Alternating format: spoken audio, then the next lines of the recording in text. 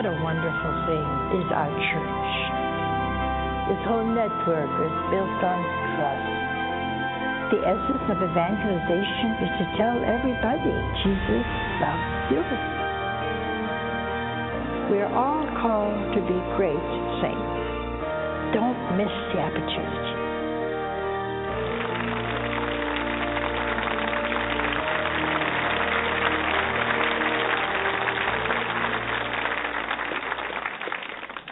Marcus. Oh, it's great to be here, Mother. How are you?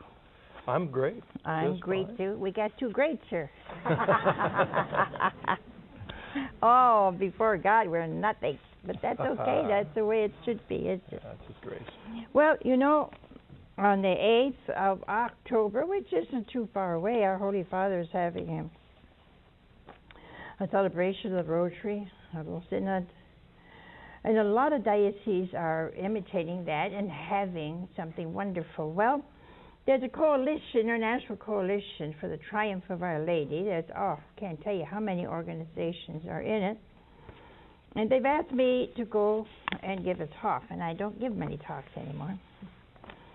But because it's for Our Lady, October 9th, I think it's a Monday, a Sunday. Yeah, I don't even know what day it is. I'll be there, but I would like to invite you, if your diocese is not doing something special, or you're around Washington at the big basilica. I think the time is October 9th, and the whole week, not there, but the whole week is for fasting and prayer for all the leaders of the world and for Our Lady's triumph. So it'll be in the big Basilica of the Immaculate Conception. And say a prayer for me that I always say what the Lord wants me to say. We're going to have exposition of the Blessed Sacrament. There's holy hours and candlelight vigils and rosary processions and a 9-day Eucharistic Novena. So at the Basilica in Washington, D.C., and I'll be there, I think I'm there on a Monday, or is it a Sunday?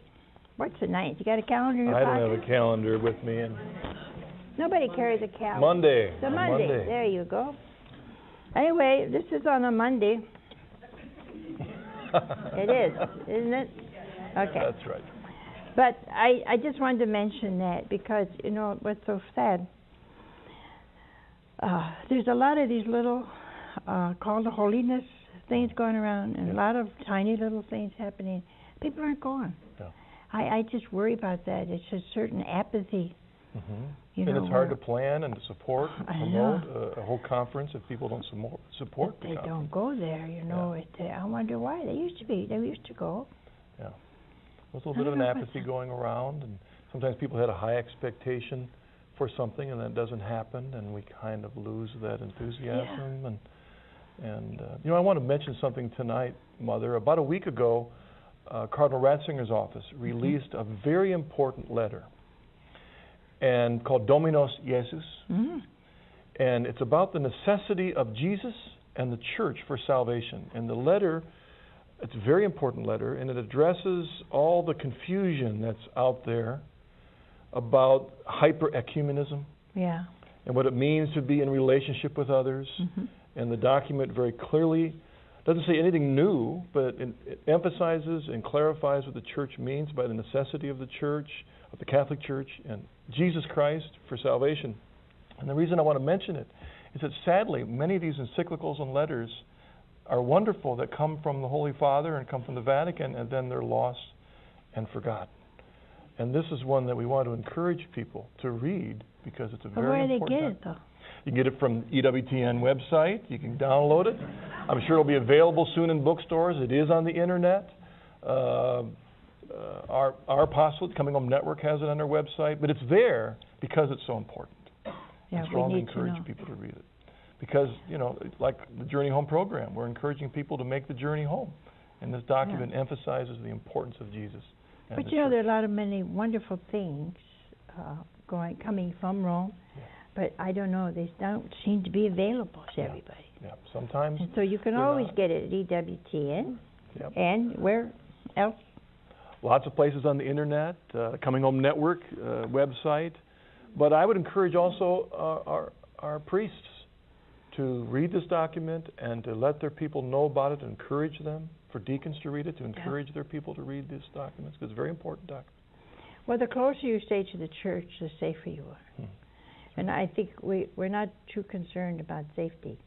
Well, we're concerned about safety. We don't want to fall off a roof, and we don't want to fall off a ladder or go under a ladder. You know, we look at a ladder, we say, oh, it's Friday, it's the 13th, I can't go under that ladder.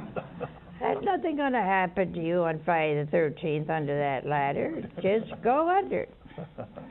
But we're so superstitious about those kind of things, but then we don't read. We don't read.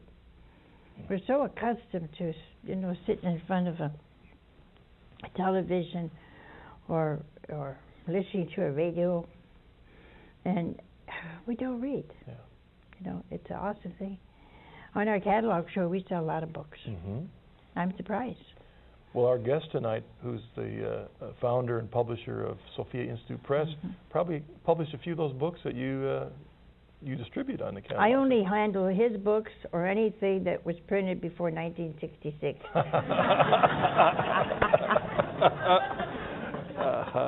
That is the beauty of Sophia Press. They bring the old ones back. That's right, Mother. I think they're safe. And now with that, the safety, nobody's being safe about their souls. That's what bothers me. You know, I believe in being safe. You don't want to walk when there's a green light on, but we don't worry about our souls being safe. Yeah. Growing in holiness is not merely safety. No, you take a lot of risks. It's growing deeper. Oh, do I know? But some people I just want to be saved. As long as I just can scooch in. And that's not what God calls us to do. You may not scooch in, maybe a little slippery there, and you'll scooch down. Well, we're going to introduce our guests in just a minute. Stay with us, huh? And we're going to be back and tell you what. You remember how we were talking about your conscience? God gives it to you. It's a great gift. But you have to educate it. You have to read and read and read. And then you have experience that tells you, too, that, you know, stay away from that. And we talked about that a couple of weeks ago. Well, now, tonight is one of the ways that you can enlighten your conscience so you make right decisions. Now, so hang in there. We'll be back in just a minute.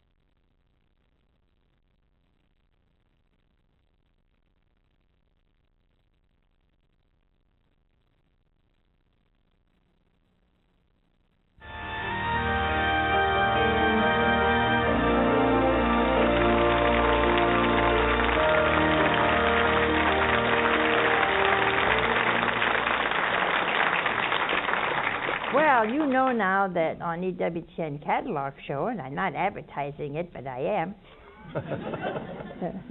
because it's a great show.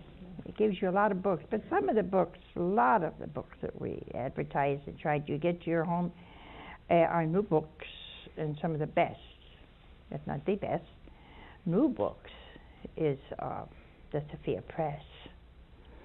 And they're wonderful additions to any library. And the nice thing about it, you don't have to look at it and say, is this book okay?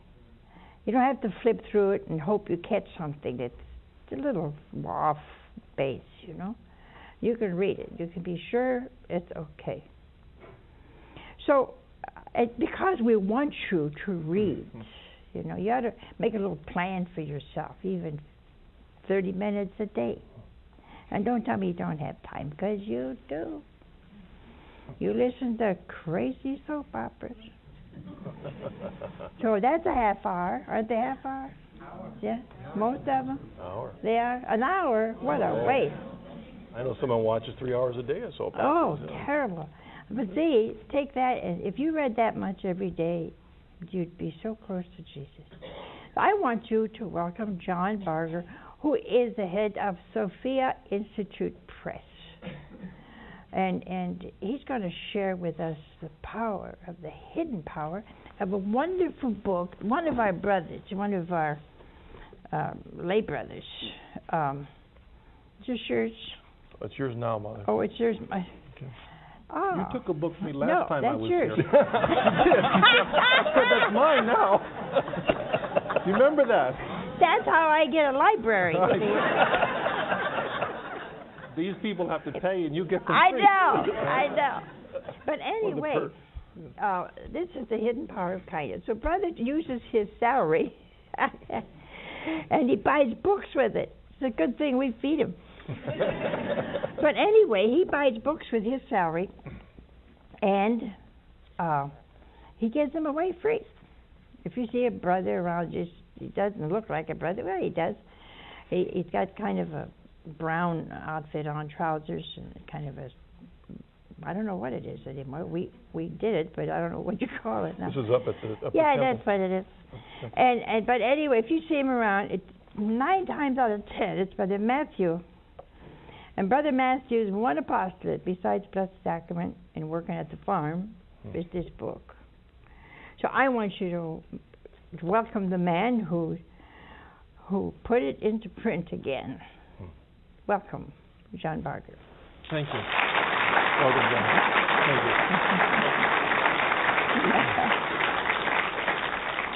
You know, I think there's a lot of questioning, for example, the difference between kindness or the difference between meekness and humility. So define for us, since you published this book, what is kindness? Father Lavasic in this book, which was published in 1962, so we got in under both your criteria, defines kindness as the tender attentiveness of one person toward another person. It's not simply that you love them in the sense of wishing good for them, but you go out of your way to find occasions in which you can anticipate what they need and then you do it for them.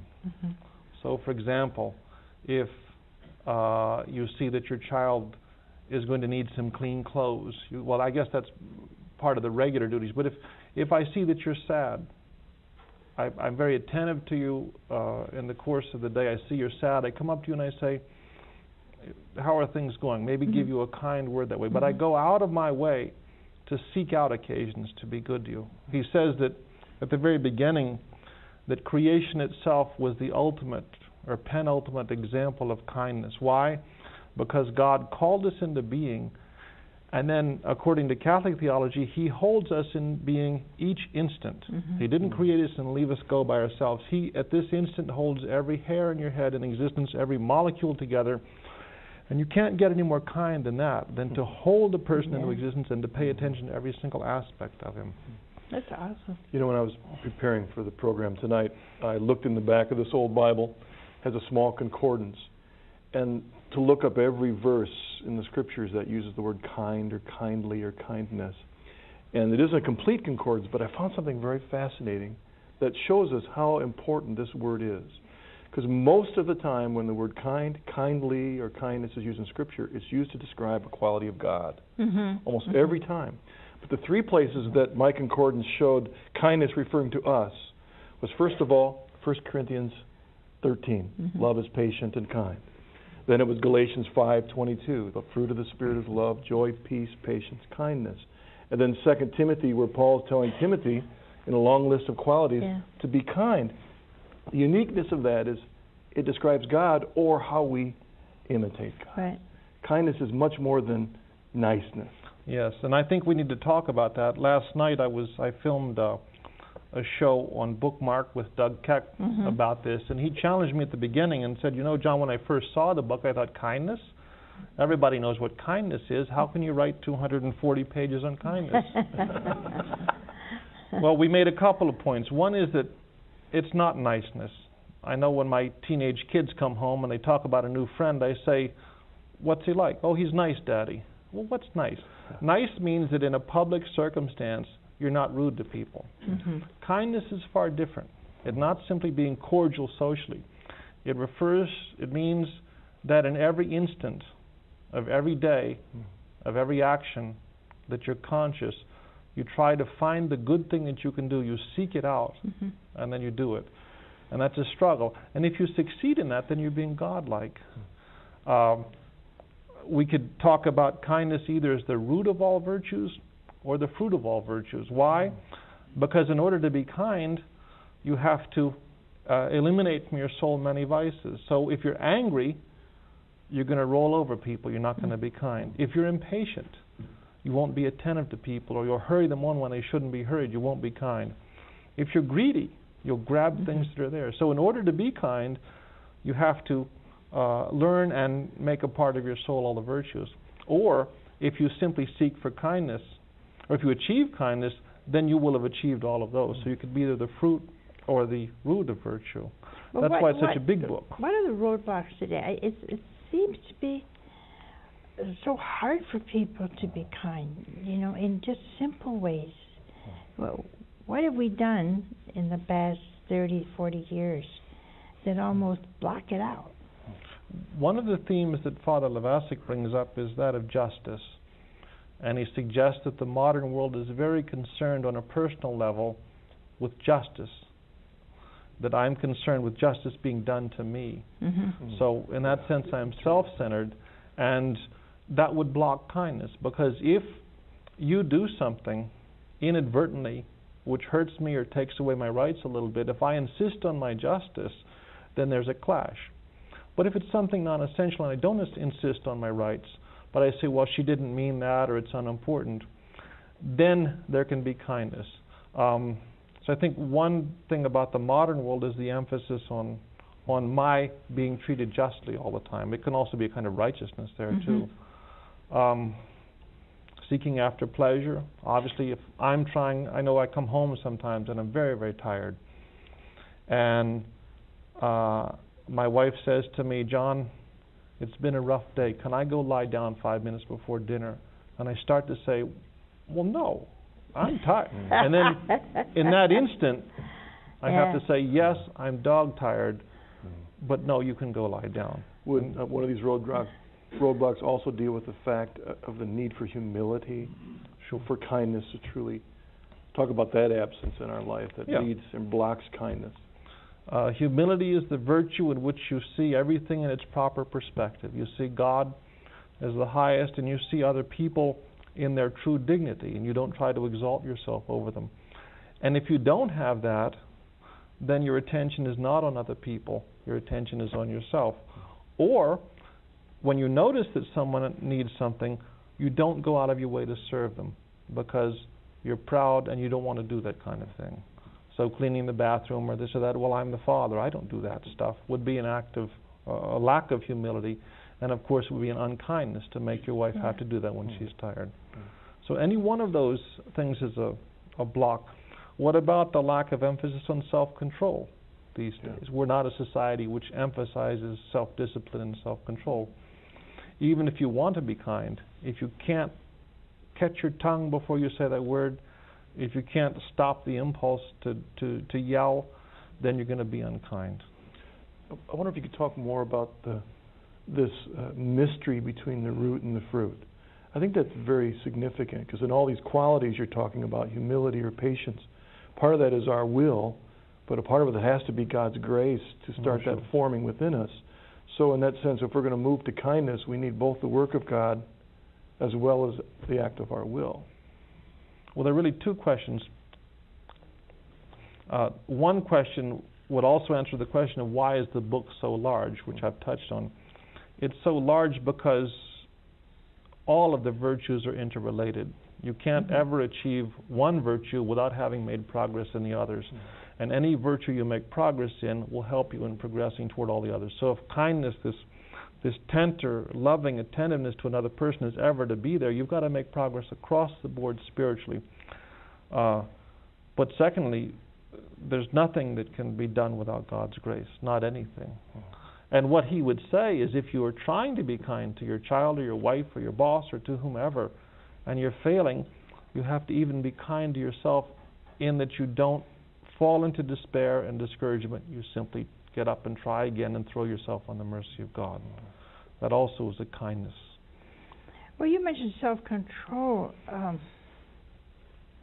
St. James in his epistle was kind of hard on the tongue. You get the impression if you kept your mouth shut, you'd be fine. And Father Levasic says at one point, there's a reason why we have one tongue and two ears.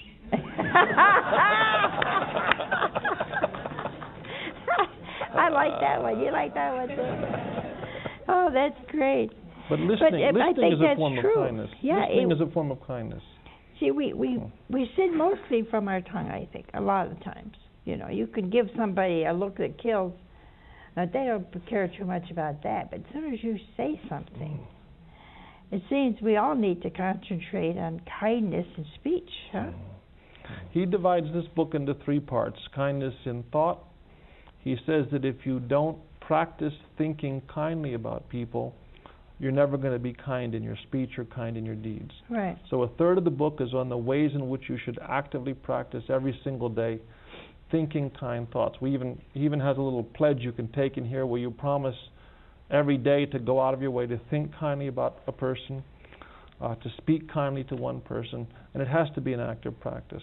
And only once you've formed your soul in kindness will your words become kind.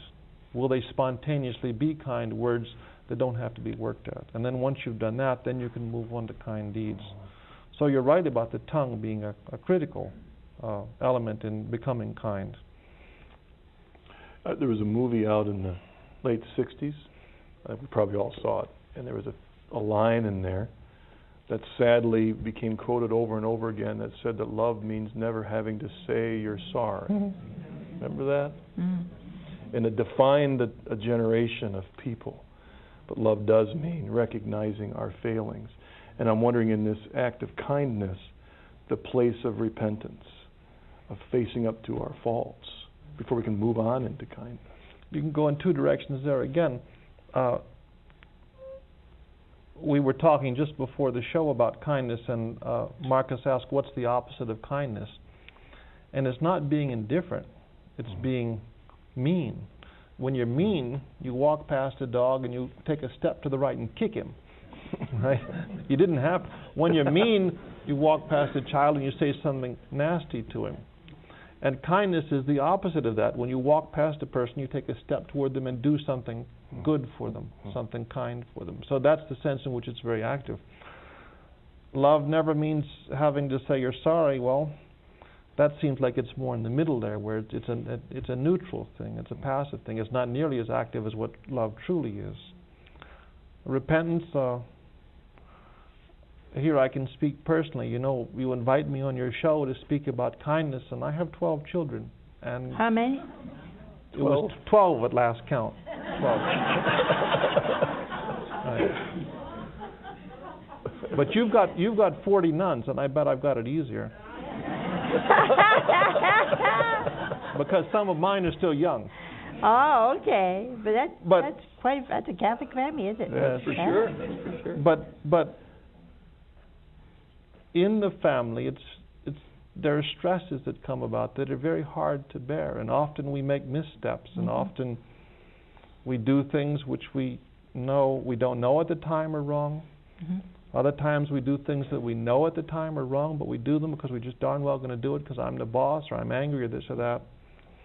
And little kids in particular, and even teenagers, can be deeply wounded in ways that it's almost impossible for them to forgive us. So you invite me on this TV show to talk about kindness, and I don't want to come, because this book, one reason why we publish it is because it convicts us on every page. Every page there's a new way in which I either should be kind to my wife or my children, or I should have been kind to my wife and children. So to my children and to my wife, I apologize for the unkindness. Are they listening tonight? My wife is listening, yes. Yeah. And I'm going to get a tape and give it to my children. Out of 12 children, you don't have one listening. That makes it look very bad, but we don't get cable TV or EWTN, so my wife had to go 12 miles to get it, and the rest of the kids have to go to bed, and a whole bunch of things like that. No, okay, well, I can see that. But one thing about kindness is that if you find out that you've done wrong, whether you're 20 or 30 or 40 or 50, the kind thing to do is to go to the person and say, I was wrong. Right. And Father Levasik in here talks about the fact that often you've done things that have so alienated people that they're not going to talk to you. And if you try to bring it up and say, well, just here you misunderstood me, or just there I went too far and I'm sorry, the thing becomes a war again. So he says in those cases, kindness is often the only remedy whatsoever.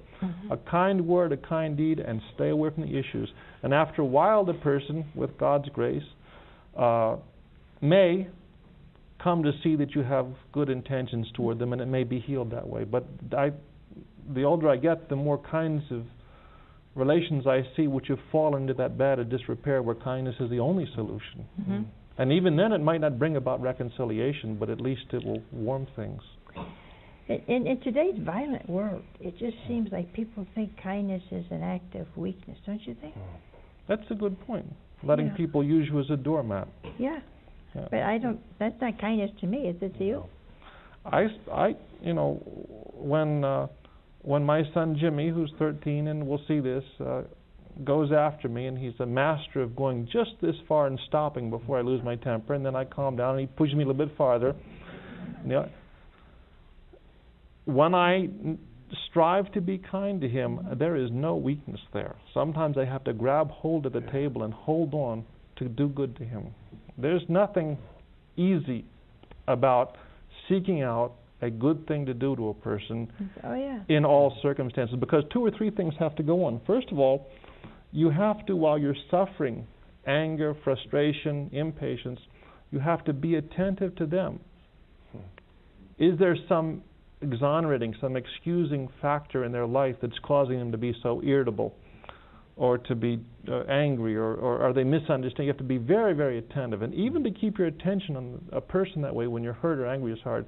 And then you have to simultaneously watch yourself and say, is my pride being hurt? Do I think my authority is being challenged? Am I vain? Is it this? So you have to keep your mind in two directions and then keep close hold in your will. I don't find that easy at all. And the person who can do that, with God's grace, becomes stronger and stronger and stronger. It's not wimpy at all. It's tough. What about the relationship of the sins of omission? I mean, there's a big problem today in our culture, and kindness.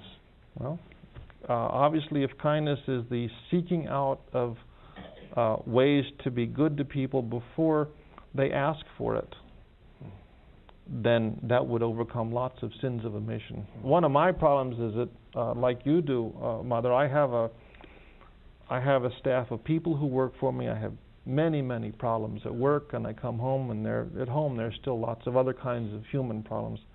And I tend to get preoccupied with these things, and they chew at me, and I chew on them. And if it weren't for the call of kindness, it would be easy to fall back into myself in a kind of moodiness. But kindness calls you out of yourself that way, the way God in creation, came out of himself and made everything. So sins of omission can also be remedied by kindness. In fact, if that would be the precise remedy you would want to apply to sins of omission. He says in here at one point, he quotes Father Faber, whom I'm sure you know, Mother, about evangelization. See if I can find it here. He says, kindness is constantly winning stray souls back to God by opening hearts that seemed obstinately closed. And then he quotes Father Faber, kindness has converted more sinners than either zeal, eloquence, or learning. Kindness has converted more sinners than either zeal, eloquence, or learning. And these three last have never converted anyone unless they were kind also. Why would kindness convert people? Because when you're talking to someone, a friend, an enemy, and you're trying to explain to them what needs to be done or what's wrong or what's right, if they don't have sympathy for you, if they're not striving to understand your words as you understand them, they're not going to understand. But if you're kind to them, if they see that you have tender attentiveness to them, that you really have their goodwill in mind, and you're doing your best to crush your own vices, to efface yourself, and to be good to them, then they're going to warm to you. And they may not say anything, but later on they'll remember that. I got into a bit of a tussle with another publisher last year. I advertised in my catalog a book that he publishes, but I put in one by a different publisher. And he called me up and chewed me out, and he thought that I was publishing another book, and it was just going on and out of control. And I said at one point, sir, you may be bad to me, but I'm going to be good to you. I know, even if you're bad to me, I'm going to be good to you, I said. And he stopped. Because usually in a fight, you hit them, they hit back, and you hit them again. But I just cut it off that way. And he didn't know what to say. And it gave him time enough to take a breath and realize that he really didn't have to treat me so badly, that we could try to work things out. And that was an instance in which I was being a little bit smart-mouthed, but also kind. You know, let's put this back on the level of mutual, where kindness actually stopped what could have become a lawsuit, as a matter of fact. I was wondering, you mentioned the relationship of kindness and evangelization, and if you use that model of Scripture, another reason is that it helps them see Jesus in us, because when we're being kind, then we're imitating our Lord Jesus, and they can see us through us. How about saints that particularly modeled this virtue of kindness? Surely it was probably quality of most saints, but any particular one? The one that comes to my mind is St. Francis Desales. He's not known that well these days. He ought to be much better known. He was a great evangelist. But also, in the course of his life, he received 20,000 letters. Few people know that, 20,000. 2,000 of them are still available. 18,000 have been lost. Why did he receive the letters? Because people would go to him for advice and guidance, and he would pay close attention to their particular circumstances, would listen attentively, and would try to help them see what was the best thing to do. Kindness is a very particular thing. It's very much involved in prudence and the circumstance. His reputation grew. People would walk for 2 days across France to come see him. That's why I wrote the Introduction to the Devout Life, because he was giving largely the same general principles, but applying in particular. And finally, he was telling people, here, I can't write any more letters. I wrote it down in this book. And I remember we actually did a book of his, a selection of those. We must have had 180 of those letters that we thought were pertinent today. Some are to women with mother-in-law problems, some to women with husband problems, some to people with money problems. Some are people who are spiritually dry and don't feel the presence of God. All sorts of people went to him, and I say he's an exemplar of kindness because he went to each circumstance and found out what was right. But one lady writes to him and says, Father, I like to pray half an hour a day on my knees, but I'm pregnant, and I can't do it, and I feel like I'm betraying Jesus. And he writes back a very simple letter. If you're tired, sit down. Now that's St. Francis Desales. Yes. He would look and he would say, this is a lady who simply cannot force herself that way. She's going to hurt herself and her baby. There's no sin in it. Sit down. And that's a kind thing. The other saint who I would consider a great exemplar of kindness, though we don't, I guess we know only her own autobiography, is St. Teresa of Lisieux. Mm-hmm. And I remember the one incident where the other nun was washing some clothes with blood on them, and it was splashing in her face. And what did she do? It irritated her, so she took that particular person as someone to whom she was going to go out of her way to be good. Now that's kindness. That's that changing your interior self so that you go out of your way to be good to a person. So I would say that those two are good exemplars of the virtue of kindness. Of course, our Mother Teresa. Mother Teresa, well, sure. Yes, Mother Teresa. You know what we did with her? We wanted to get an endorsement for one of our books from her years ago.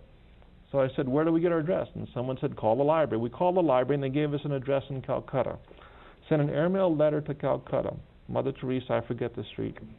What do we get back? A handwritten note from her with an endorsement. We did that 5 times, and each time would come back a handwritten note. That's kindness. Her, she was a busy woman and tired, paying very, very careful attention to us. And when we asked, she gave us something. Many people wonder, there are losers in the world. They just never seem to make it. I don't know. I don't think it's their fault. They just can't make it. They try this, it don't work. And they try that, it doesn't work. And nothing works. Nothing works. And so, is kindness something they should look at? Because we had a call last night, I think it was last night or last week. Everything they did just didn't turn out. So, don't you wonder, there has to be something out there to help these people. Father Levasic says that kindness, and we call our book The Hidden Power of Kindness, because he says that kindness can transform souls like that. Both the kindnesses they receive from others can make them feel like they're worthwhile instead of worthless, can give them confidence when they're discouraged, can give them strength to persevere when they just want to give up. But also the choosing to be kind yourself, the working on paying attention to other people and their needs instead of yourself, liberates you from all of the sorrows. I fall into almost despair when I get some free time and think about all the bad things I've done. But if I have to go change a diaper, if I have to help with homework or go do some good deed, I leave all that behind, and it strengthens me and encourages me, and then I can look back on a better past than I had. So I would say kindness, both the receiving of it and the giving of kindness, would be something that would be very strengthening and enriching. And it's the imitation of God, too. Remember that statement by Mother Teresa about it's not being successful, but being faithful? Yeah. And, that person who's a failure or a person who's successful, the really key is how do they handle that success or that failure. That's really the importance in the end. And in fact, a person who's very successful can be a bigger barrier to their growing in holiness than a person who's always struggling. But we got to help them through our own kindness to come out of that and see the place of God in the midst of those suffering. Well, we're going to have to go to a break. Why? Because you're waiting and you're going to ask questions, right? Yes. Hey. I'll call it the So audience. we're going to have a lot of questions, and he's going to answer them in just a minute.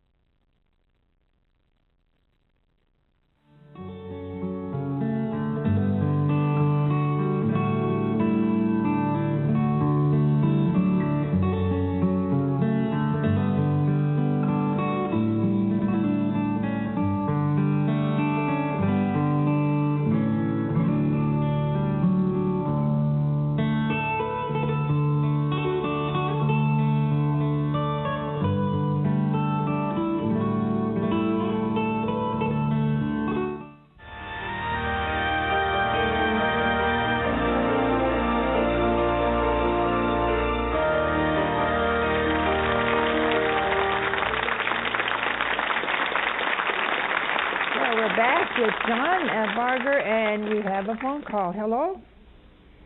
Hello. Where are you from? This is Donna from Missouri. And Good what is evening, your... Mother, and God bless you. Thank you, dear. And what is your question? I was wondering how to respond in kindness in a situation that I have in my family. There's several brothers and sisters, and somehow, and I can't go into great detail because I don't know how it all came about, but from talking to each other and comparing notes, so to speak, they have more or less come to the fact that I lie about everything. And I have a couple of the family members that won't even speak to me anymore. And I was wondering, how can you respond to this situation in kindness? That's for me. Well, first I'd like to say that it may not be as uncommon as you think. I have a couple of family members who won't speak to me, and among the accusations is that I've lied. So I have great empathy for what you say. I didn't lie. I think the circumstances were such that if we could sit down together and they would speak to me, that we might be able to untangle things and see how they have, in good faith, interpreted what I said differently than I, in good faith, meant to be saying it. Father Levasic addresses that situation, which is just about as bad as human situations get, and he says, well, if they think you lie, they're not going to listen to you. There's no way at this point that talk is going to resolve that. So what I do is every couple of months send these people email, I love you, I hope that there'll be some way we can be reconciled, I pray for you. And then I back out of it. And then I pray for them every day. Maybe, Mother, you know a better way to do it, but I think that if and maybe they're watching tonight, and if you are, I apologize to you, and I'd like to be reconciled. But I don't see that any kind of frontal assault here is ever going to work in those ways. Do you know how to deal with those matters? No, I just don't do anything because you're right. If at this point, I think no matter what you do is going to be wrong. And a problem is that once you stop speaking to someone, there's no way that new evidence can be brought forth that you had goodwill, that you're a good person. I would pray, and you know that's what our sisters are for. Our sisters are going to pray with you and for you. And for me now, I'm in a different situation. If I paid attention to everybody that wrote about me, said things about me, so I'm in a position. I really can't say it the way it is on the air, but I don't care. It'd be more expressive the other way, but I can't say it the other way. Marcus? Yeah. You have some questions? Got a bunch of them tonight. Here's Father Saucelli of New Jersey. What's your question tonight? My question is, how does Father deal with dealing with people who are retarded, for example, who are very gross-looking, who need to be loved? And I call it respect. I call it a deep respect for these people. And when you look at them, you give them kindness by treating them like any other normal human being, even though they might look very gross, retarded, like I say, and stuff like that. But for example, we have a young man in my parish, Steve, and I met him at chiropractor, and we started talking. He wants 8 children when he gets married and stuff like that, and his mouth was all watering and stuff like that. But still, that's kindness. And does Father address that situation? I think you answered your question. Does he address it as a particular circumstance? No. But when he says that kindness is attentiveness to a person in which you try to anticipate their particular needs before they have them, then he's covered the situation. It's just that this particular fellow, God's allowed to have different needs than you and I have. There are other people that you meet who may be physically whole but are morally all twisted. And in that case, kindness is, again, to try to be attentive to what's there and to do the good you can do. So I think he's covered it, but he doesn't cover all categories of people to whom we should be kind. There again is the model of Mother Teresa. Yes. Modeling that for us. Go ahead. We have another question. This is Kathy Bowers from Ohio. Yes. I know a simple thank you is always a nice way to reply for kindness, but what other way can we graciously accept kindness from people who are constantly giving it to us? Say thank you. Why would it be inadequate simply to say thank you? Sometimes you feel inadequate with just a thank you. Is there something else to... Well, again, I would say that, I'm sorry I'm repeating myself, but the formula works pretty well. Pay close attention to them. Try to figure out something they would really like or they really need, and then get there before they do and give it to them. So we were in pretty desperate need of money a couple of weeks ago, and someone gave us $4,000 out of the blue. And I know the sister of this person, so I went and I said, look, your brother did this for us. It was such a good thing. We needed it. What can I do for him? He likes a certain kind of classical music, so I'm looking for a particular piece of classical music, St. Matthew's Passion, a particular version which I know is the best. And so because that's what he'll like, that's what I'm trying to find. So do that. And then they'll know that you didn't simply buy a Hallmark card, but you went out of your way to be good to them too. And it doesn't have to be spectacular, it just has to be kind. You don't have any more questions? I think the address for Sophia Institute Press is Box 5284. Box 5284, Manchester, New Hampshire, 03108.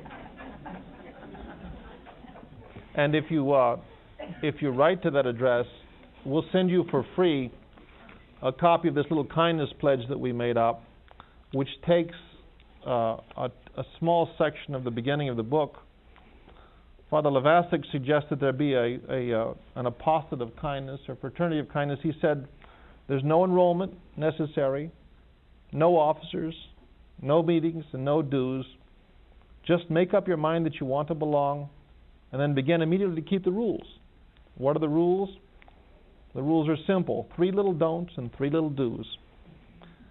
They're simple, and those of us who get this and we have a pocket card, those of us who put them on our bathroom mirror or carried them with us, started suffering after about half a day, because these things are simple but they're hard. First don'ts. Don't speak unkindly of anyone. As soon as you try to keep that, you'll find that 2 minutes later you're saying something that really ought not to be said. So we cover slander, detraction, all those things. You really ought to be keeping your mouth shut. Don't speak unkindly to anyone. Not just of anyone, but to anyone. And then don't act unkindly. And so we put those on here, and it's a bookmark there to be a reminder. And then go out of your way, 3 do's. Do speak kindly of someone at least once a day.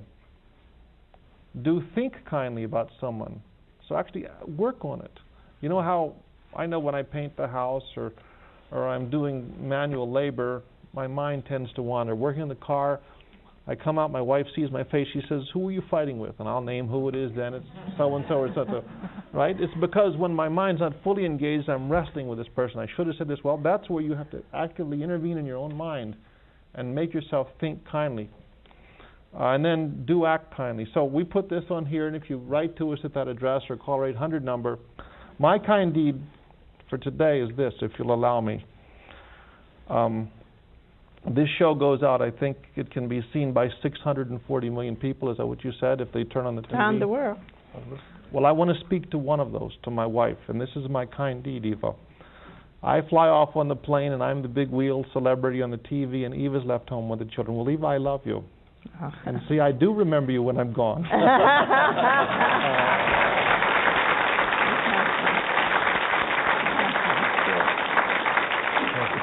And that cost me little. It only cost you $2,200 in airtime. Is that what it cost? I don't. I didn't know. But that's how simple it is, and little Yeah. things like that. I had a friend one time, years ago, I said, what do women want? And he said, women, and Father Levasic says that too, women, many women are housewives, and the labor that they do cannot be lightened. They have to get the dishes done, work with the kids' homework. It goes on and on. There's a never-ending labor they do. And I come home, and I used to come home, and I would hear, well, the dog vomited on the rug, and this is broken, and I don't have dinner on time. And I would say, well, what do you want me to do? And my friend said, no, John.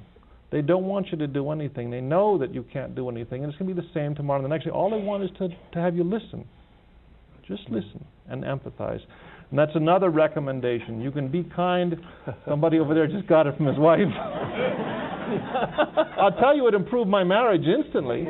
All they want is for you to stop and listen and sympathize. And that itself, listening, can be an act of kindness. I was thinking of everything you've said tonight. There are many people that struggle with prayer. What do I pray? How do I pray for? And it would seem to me that at least if in the morning they prayed an Our Father and a Hail Mary and a Glory Be, and then prayed, Lord, please help me be kind today. Oh. That would be a wonderful way to That'd at be least great. begin. Terrific. I'm going to give you this phone number.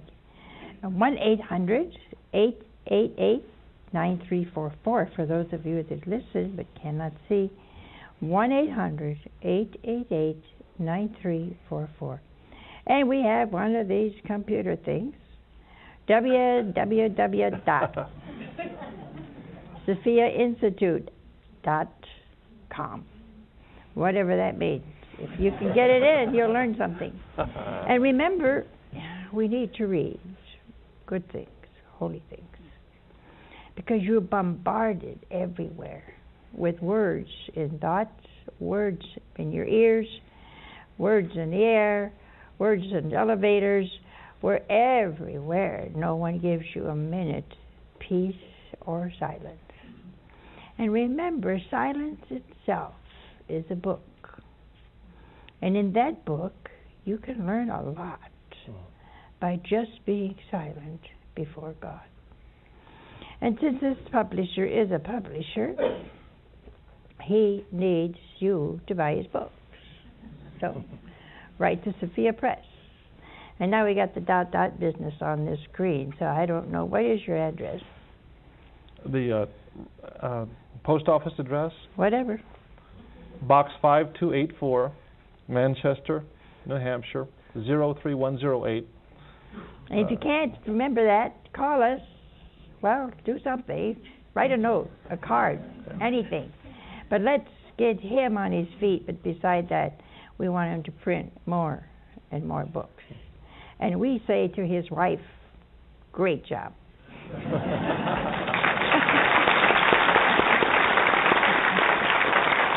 Save your book. Oh, you got time? Why are you waving? Oh, come back. Hi. I thought you was on this one.